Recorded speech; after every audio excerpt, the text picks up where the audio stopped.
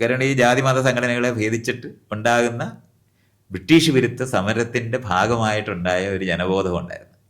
അതങ്ങ് പോയി. ഇപ്പൊ വോട്ട് പോകുന്ന കാര്യമായിട്ട് അതെല്ലാം മാറി. ഇതുകൊണ്ടാണ് ഈ പറയുന്ന ഇപ്പൊ ഈ അയ്യപ്പ സംഗമമൊക്കെ നടത്തുന്നത് എന്തിനാണിത്? വോട്ട് വേണം, വേറെ ഒരു അർത്ഥവും ഇല്ല. നമ്മൾ മനസ്സിലാക്കാനുള്ള ഇത്തരത്തിലുള്ള എല്ലാ സാധനങ്ങളും. കുംഭമേള എന്തിനാണ് അവന്മാർ നടത്തുന്നത്? വോട്ട് വേണം, വേറെ എന്താ? അല്ലാതെ ആർക്കെങ്കിലും ഈ അവിടെയാണ് ശ്രീരാമൻ, അയോധ്യയിലാണ് ശ്രീരാമൻ ജനിച്ചതെന്ന് ആരെങ്കിലും വിചാരിക്കുന്നുണ്ട്? കഥാപാത്രമല്ലേ. ഒരു കഥാപാത്രം വേറെ എവിടെയെങ്കിലും ജനിക്കാൻ പറ്റുമോ? നമ്മൾ വെറുതെ ഇപ്പം എം.ടി. വാസുദേവൻ നായർ എഴുതിയ ഒരു കഥയ്ക്കകത്ത് ആ കഥാപാത്രം എവിടെ ജനിച്ചു എന്ന് ചോദിച്ച് അന്വേഷിച്ച് നടക്കുന്ന പോലെയാണ് ഇത് പറയുന്നത്. ഇതുപോലെ കഥാപാത്രങ്ങൾക്ക് ജന്മസ്ഥലം ഉണ്ടാവും.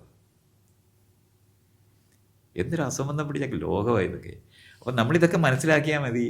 ഇതിപ്പം ആളുകളെ വോട്ട് ചെയ്യിക്കാനുള്ള ടെക്നിക്ക് എന്നുള്ള നിലവാരത്തിൽ രാഷ്ട്രീയ പാർട്ടിക്കാർ, ഈ മത നേതാക്കൾ, കാരണം മത നേതാക്കൾ രാഷ്ട്രീയ പാർട്ടിക്കാരെ പോലെ തന്നെ വിലയുള്ളവരാണ്. അവരുടെ കയ്യിൽ ഇത്ര സംഘമുണ്ട്, ഇത്ര വോട്ട് കയ്യിലുണ്ട്. ഞങ്ങൾ പറയാമെന്നാണ്. സ്കൂളിനകത്ത് വിദ്യാഭ്യാസം നടന്നിരുന്നെങ്കിൽ നടക്കത്തില്ല.